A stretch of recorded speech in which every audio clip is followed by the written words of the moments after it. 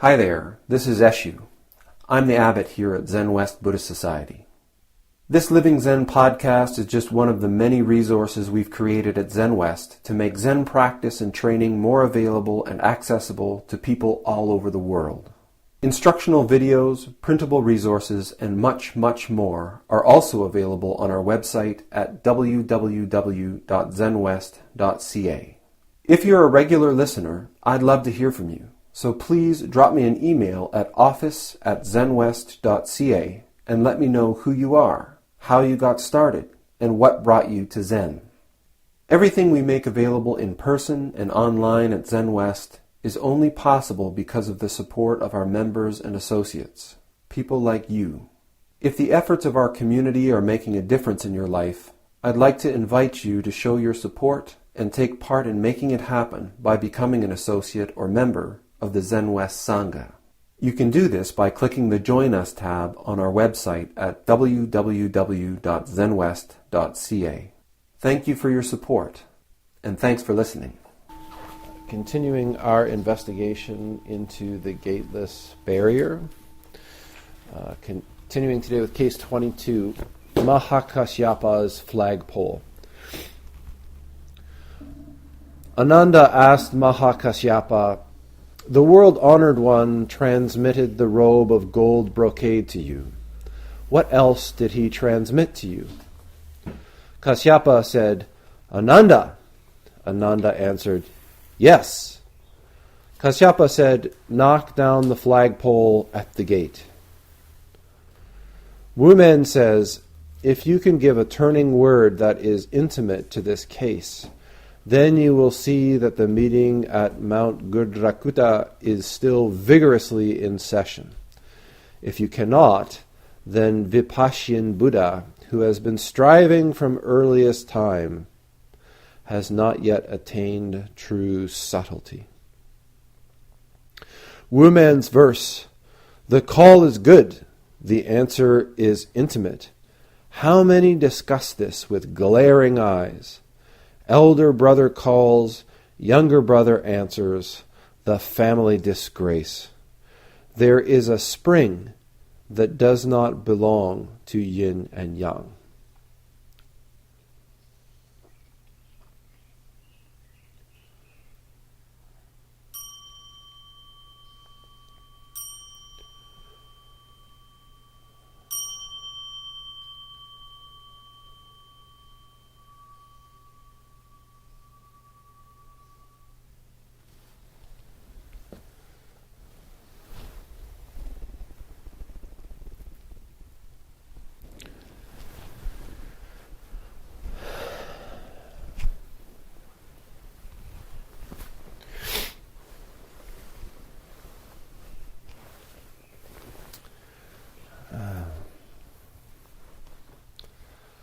Since the olden days, the early days of Buddhism, there are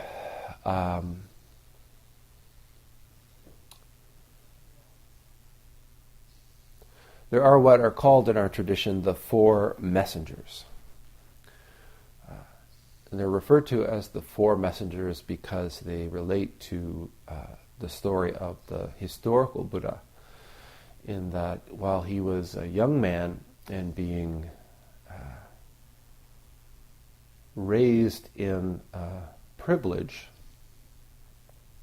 his father, from the time he was a child, as I talked about on Buddha's birthday, had heard this prophecy that he would either become a great king, a Chakravartin, the wheel-rolling king, or he would leave home, leave everything behind, take up a spiritual life, become awakened, a Buddha, and liberate many beings.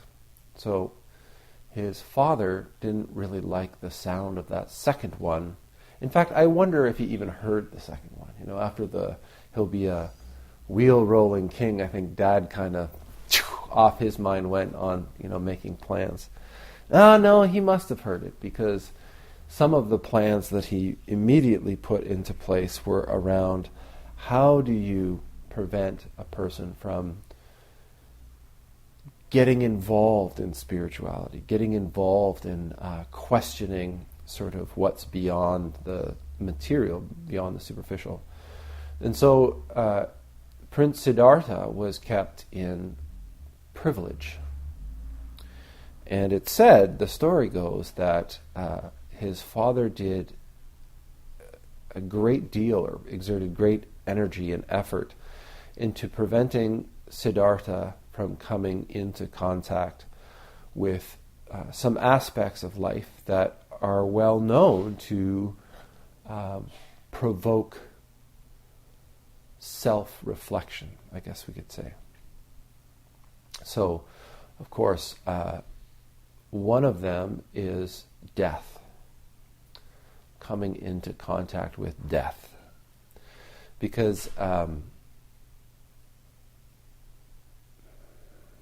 whenever we have an experience of death, only a part of the death that we experience, or the death that we witness, or the death that we are just seeing and experiencing, only a part of that is the person who's died, but also a part of it is our own death. And we, I think, know this on a wordless level when we look at a body. I'm going to die. What am I doing with my life? All of these things come up really quite naturally. All kinds of questions. So Siddhartha's father made great effort to prevent Siddhartha from seeing death, seeing bodies, seeing people who were dead.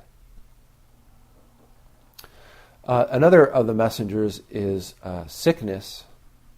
And so anytime somebody was ill in proximity to Siddhartha, suffering from illness, his father would have that person removed until either they recovered from their illness, in which case they showed up again, or until they were succumbed to their illness into, see case 1, the death, right? So, and again, when we are sick, or when people around us are sick, we see a side of life which isn't perfect and which isn't pretty a lot of the time, which is obviously uncomfortable, even for us when we are not the person who has the symptoms or the illness. It's difficult to be with someone who is sick and suffering. I think that part of it, again, is just empathic, is just being with somebody who is in suffering. But I also think that a part of it is, again, this self-reflection of my circumstance. I feel fine right now, but fundamentally we're all subject to all the bugs and diseases and difficulties that come with having a human body. And sometimes we're able to suffer through those things with the help of good medicine and good support. And sometimes we succumb to our illnesses and we die. Again, see part 1. So Siddhartha was kept away from illness as much as possible. And the third messenger is old age. So, as you can probably figure out from the model laid out already, basically anytime someone started to get a little long in the tooth, too wrinkly, a little bit sore in the joints maybe, then they kind of were shuffled out of the mix in Siddhartha's environment.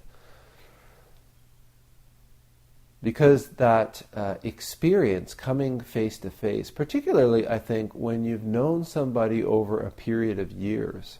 In particular for me, I find it like my teachers, my early teachers, even school teachers, things like that, that when I think of them, when I think of their faces and their bodies and who they are, and then, 20 years later, it makes a big difference between 30 and 60.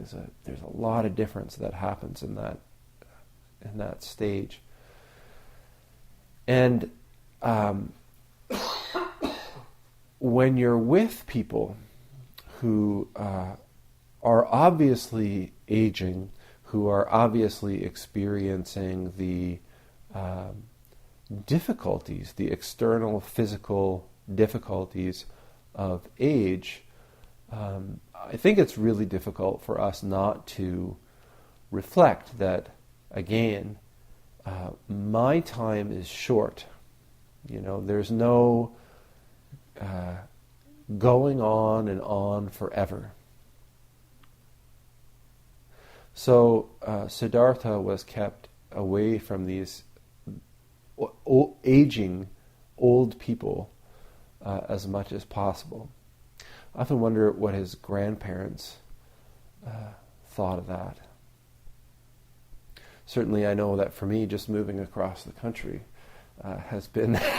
they must have got some nasty letters from the grandparents about that. What do you mean I can't see? Especially considering that Siddhartha's name means every wish fulfilled. So, geez, they think he's pretty great, but the grandparents should probably just stay away. And then the fourth messenger was people who are living the religious life. So religious people, essentially. In the context of the Buddhist life, it was like mendicants, beggars, people who had rejected life, not rejected life, but rejected sort of material pursuits, station, particularly station. This is what Rinzai calls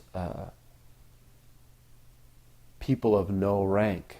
And if you think of it in the context of Indian caste society, to walk away from your station in life was a huge deal. And certainly Siddhartha's father did not want to encourage that at all. And so one of the things that... and again, I should say, when we see people, I remember when I first moved to Victoria as in my early 20s, I was just starting to get into Zen practice, but certainly I'd already bitten pretty hard on the hook of Buddhism and Zen and the practice of Zazen. And I remember that I used to see this Franciscan monk, this Franciscan friar walking around town. And I'd always try to say hi to him, and he'd never respond at all. I don't know if he had a vow of silence or if he was just unfriendly. I don't really know, and it doesn't really matter. And I can say that because of the upbringing that I had, my experiences with religion in my youth, I wasn't particularly inclined to Catholicism or Christianity even. I wasn't interested in becoming a Franciscan friar at all. But certainly to even see somebody wearing the religious habit, whether that's a priest with a collar or a monk of any kind in robes, or even like a Hare Krishna downtown playing a drum, and immediately we reflect there's not even a cognitive awareness, I don't think, but immediately like something passing in front of a mirror, our mind is drawn to what it is that I think, what it is that I wonder, how it is that I perceive this. It's really, it's one of the most fascinating things, I think, because it's like, regardless of what it is you're looking at, even if you have no idea what it is that you're looking at, most traditional sort of spiritual practices have a look and feel about it that we immediately respond to or recognize. And so, of course, Siddhartha's father really didn't want any of that, so let's not have that.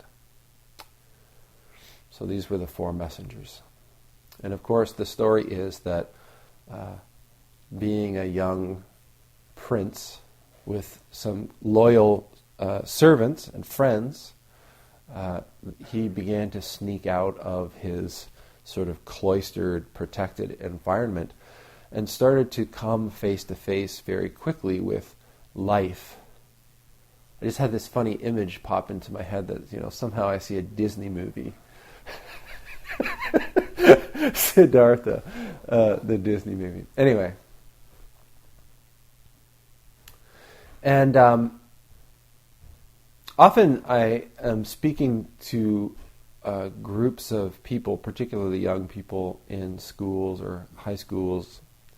And if I ever talk about this story, it's always really, we think of it as really bizarre sometimes, how could a parent shelter their children so much from these fundamental and basic aspects of life. But the truth is that our culture that we all grow up in has little bit by little bit over time done this to each of us in a very systematic, very intentional way. Each of us lives in a very privileged and sheltered way from these fundamental aspects of life that lead us towards self-reflection. It used to be, not so long ago, that when somebody died in the family, that it was the family's role to take care of that body, to clean it, to wash it, to bring it home. If it wasn't at home when the person died, if the person wasn't at home when they died, which was usually the case, the family would wash it, wash the body, dress them, and usually put them on display in the house for people who lived far away. They'd notify people. And this was, not so long ago when sort of flying across the country wasn't really an option. Sometimes it would be there for several days in various states of, slow decomposition, really. People would wear flowers in their jackets because they knew that going to somebody's house when there was a body in the living room would smell. They knew that. And it's always amazing to me because in these same classrooms I'll ask the class, I'll say, how many people here have been in the same room with a dead body? And many times nobody will put up their hand. I've talked to several people in our community even that, it's not until they're in their 40s sometimes or even their 50s until they've actually been in a room with a dead body. It's not the case for everybody. But certainly, I think, I have to observe that, if we live in a world in which every human being that you've ever run into is certainly going to die, and all of the people who you've known in your life that are no longer talking to you have died, I think it's quite amazing that we can get to even 10 without ever so much as seeing a dead body. Amazing. The same, of course, maybe in not such a... And I mean, it just goes on and on. Like we make these special houses and we hire these special people. And when someone is getting even close to death, we don't even wait a lot of the time. They're sort of taken away from our experience. Things are changing, I think, but... for a long time, it was like, you don't want to see this. We'll take care of it. And then finally, when they are dead, they're prepared in such a way and filled with preservatives and made up and dressed up and put in a nice, beautiful piece of furniture on display. and they look like they should just stand up and walk out. It's not what death looks like. But of course, I'm going to sort of abbreviate this a little bit so I can actually get into the case. We do the same thing with ill people. The idea of caring for our loved ones at home is really something that has taken a back seat. The idea of maybe taking time off of work, doing with less, making some sacrifices, not going on our second vacation this year so that we can take care of a family member who's ill. These concepts are really becoming more and more rare.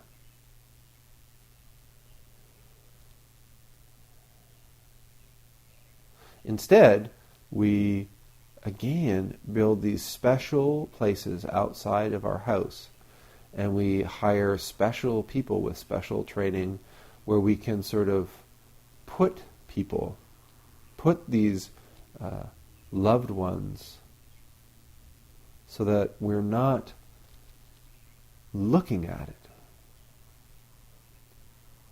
Even when someone is ill in a way that's sort of not immediately fatal, but maybe visually unpleasant, we do all that we can to sort of cover that up and hide it. We don't want to look at people who are suffering. When we're walking down the street and we see somebody in a wheelchair, it's always fascinating to watch children and parents with this. The children have such a natural curiosity. What happened? Where's your leg? Just simple questions like this. And the parents say, "Oh, don't look, don't stare, don't ask. Just act like it's normal." And of course, with the elderly, certainly, we do all that we can to avoid that. And certainly, I think, in today's age, people who have kind of left off the pursuit of career, rank, and station to pursue a spiritual endeavor, to pursue a life that is pretty minimal, but based in investigation, is really a rare thing. And frankly, even amongst people who are priests, even in Zen, we've got to have a career so many times outside of our Zen practice to sustain our holidays and our cars and our hobbies. It's rare. So much so that the few times that I've seen some real potential in a person and suggested, maybe you should think about becoming ordained, the response is most often laughter. Ha! That's a good one, Eshu. That's not happening. Okay. So all of this, the one thing I wanted to talk about a little bit was the monk, this fourth messenger. Yesterday, maybe I'll start with today. So this morning when I put on my kesa, I was just struck by this smell, this unfamiliar smell. Usually when I put on my kesa, I can smell incense, because when I sit in my kesa, I'm always around incense. And so when you're wearing the robes, you kind of lose your sensitivity to the fact that everything you wear smells like incense. Everywhere you go, it smells like incense. So when I put on my kesa this morning, I had this smell in the kesa that took me back to yesterday. So yesterday, I earlier in the week I had been called by a funeral home who had asked if I would be available to do a funeral yesterday morning early, which involved an Asian family with a son who had died. And I said, over and over again, every time a funeral comes up, my inclination is always to say no. If I don't know the person, I'm always, my first response is like, no! And it comes from the disdain with which the Zen priesthood is viewed in Japan as largely the funeral business. But then, every time, I've never actually said no to a funeral, because there's a beat, and I imagine a family asking that has lost a family member for someone to come and just address the spiritual component of death. So I always say, okay. So I didn't really know what I was walking into, and you never really do. Death is I remember when I was in training that, I don't even know if I'm going to get to this case, but when I was in training, Sasaki Roshi at a wedding one time said, the funny thing about Zen is that the chanting that you do at a wedding and the chanting that you do at a funeral are pretty much exactly the same. It's exactly the same ceremony. And he said, at the wedding, he said, and quite honestly, I much prefer funerals. And I always thought that was, it's very typical of Sasaki Roshi's character, and I don't know it's always appreciated, and I don't necessarily think it should always be appreciated. But certainly in my own path as a priest, I love weddings, but I can certainly appreciate what he was pointing to, in that, so Thursday was when I was called, Wednesday was when I was called, and so I spent some time really thinking about how to approach a funeral from our tradition, but for a Chinese Buddhist funeral. So I, mark all the chants that I think would be appropriate and make a little sort of outline based on sort of what's in my tradition. But from the moment I walked in, it was apparent that that all goes out the window. And the reason that I say that I like funerals is because people are always so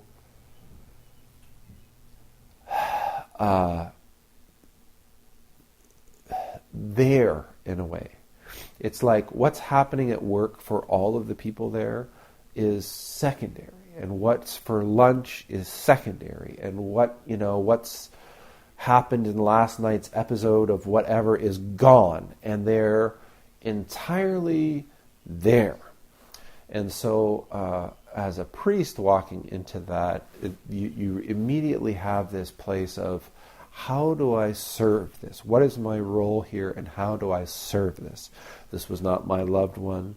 This is not my funeral. This is not my sort of emotional process. But I can be a very powerful contributor to the experience of this funeral.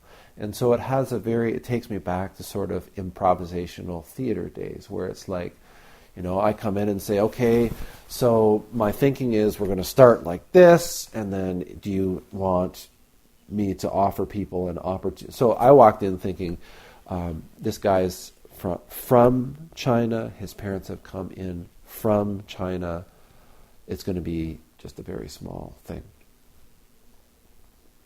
So that's my approach. And so when they came in, no, this person had many friends and was in school, and so there were 60 people there. And when I said, okay, so we'll start like this, and do you want me to give people an opportunity through a translator? They said, oh, we have a host, and we have a whole list of speakers. And so my thinking was, the funeral home director said, so we would like the service to be about an hour at most. And so right off the top, the translator on behalf of the family said, so we'll give you like 10, 15 minutes at the end, right before we finish. Okay, good. A big relief for me. Anyways. But, so the funeral, I put my incense down to set up the altar. They gave me back my incense and put their incense down, different kind of Chinese incense. So there's a lot of incense burned. And then after the service, they asked if I would be willing to stay for the cremation, to do some more chanting at the beginning of the cremation. So again, of course, I said yes. And before the cremation, just at the door where they do where the cremation furnace is, they had a red sort of barrel, and in Chinese tradition, they burn a bunch of things, paper coins and all kinds of stuff. And so there was like this sort of wood paper fire going on. And I had to everyone kind of gasped as I kind of shimmied past this barrel into the sort of furnace room, because I'm wearing all these robes, and they're all like, lighting a priest on fire, it's got to be bad, right? And so then we were in the crematorium and did some chanting there, put the body into the furnace, did some chanting. So when I opened my kesa, and you've seen the way that the kesa is opened, it's sort of like a sweep. This dense fragrance sort of comes out that smells of cremation and burning and incense. And it's a very powerful reminder of this whole sickness, old age, death. And so I'm reminded that in this idea of the messenger, that for always, it's like we have sickness and we have old age and we have death. And these things can be experienced. Each of us in our lives will experience these things. And yet you have this fourth one, the go ahead. The monk or the priest. And one of the real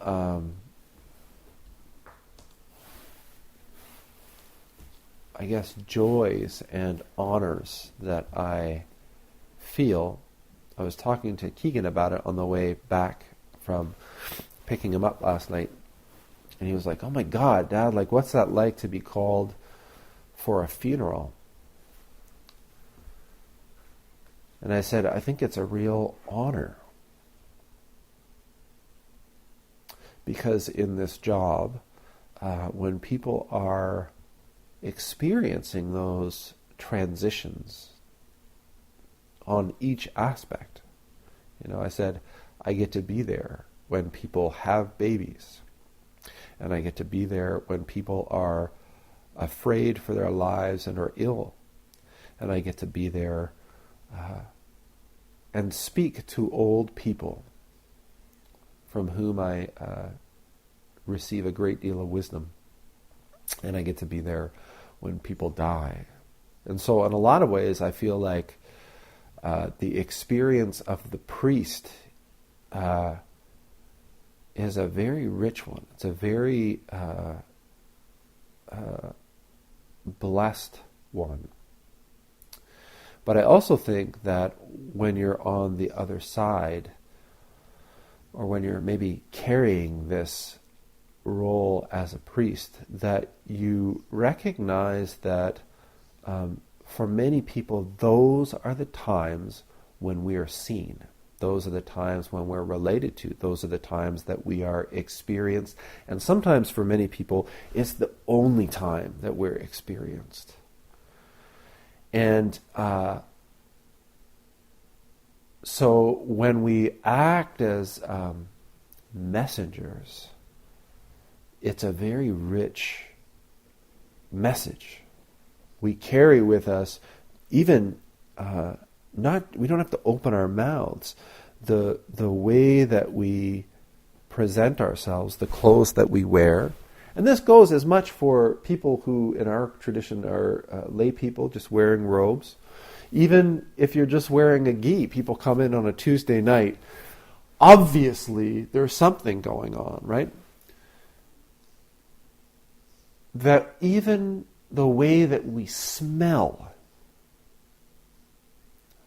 can pull forward birth, sickness, old age, and death right to the top, and very, very quickly. It's a very powerful message.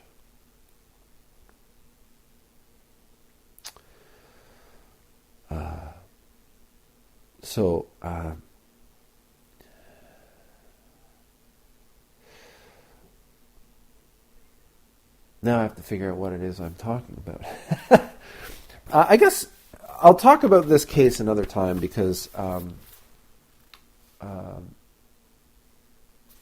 it's the next case.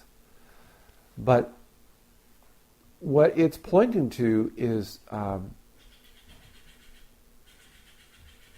what I can ask is, this case talks about transmission. Ananda asked Mahakasyapa, "The world-honored one transmitted the robe of gold brocade to you. What else did he transmit to you?" Kasyapa said, "Ananda." Ananda answered, "Yes." Kasyapa said, "Knock down the flagpole at the gate." So it's talking about this question of transmission. Is something transmitted? What is transmitted? Is it something that we can see and touch and feel? If it's not something that we can see and touch and feel, is it anything real at all?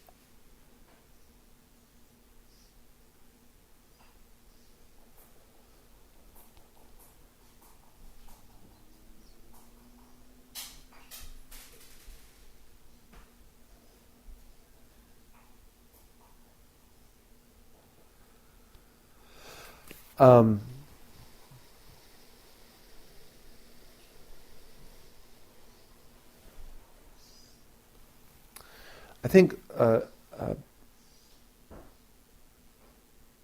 big point, or a big sort of aspect that I want to point to, is that each of us, in the way that we live our lives, in the way that we make relationship, in the way that we use objects in this world, in fact, in the way that we get along in this world. We can choose, not we can choose, we must choose, and we are always choosing, even if we're not choosing, to affirm a perspective or a way of living that distracts us, or that focuses our attention on the surface. It's like we can focus on our own wheel-rolling king, becoming our own wheel-rolling king. We can focus on making sure that we, as Genjo likes to say, have enough and just a little bit more. That we have the right titles and the right ranks and the right job and the right number of underlings and all of those kinds of things. Or we can let go of that life, let go of that cycle, let go of that way of seeking.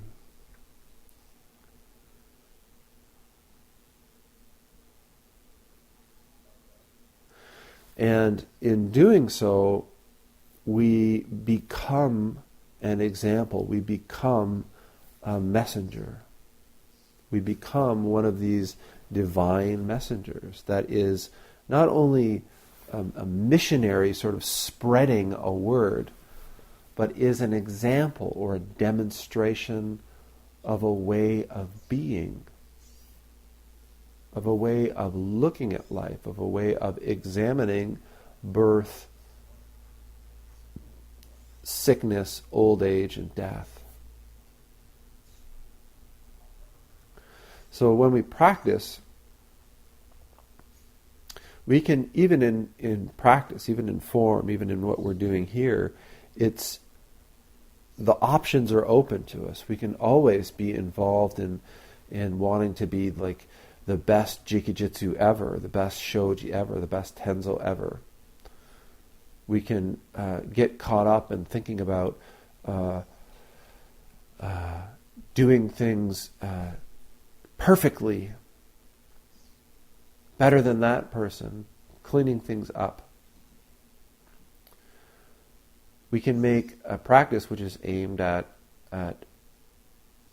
letting go, leaving home, emptying out, dropping away, and we can turn it into a practice of acquisition.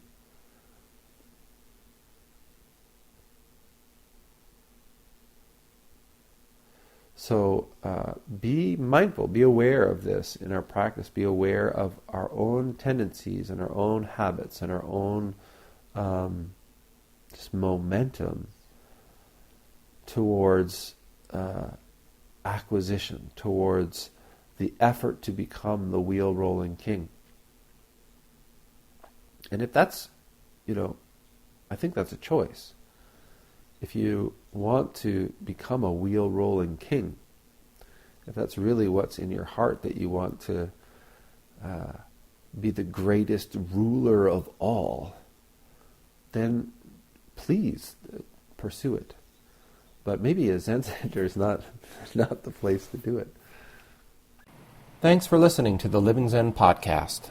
If you follow Living Zen through iTunes, I would very much appreciate it if you would take a moment to let me know what you think about it by rating or reviewing the podcast, so that new listeners can also hear what you have to say. Thank you for your time and for your support.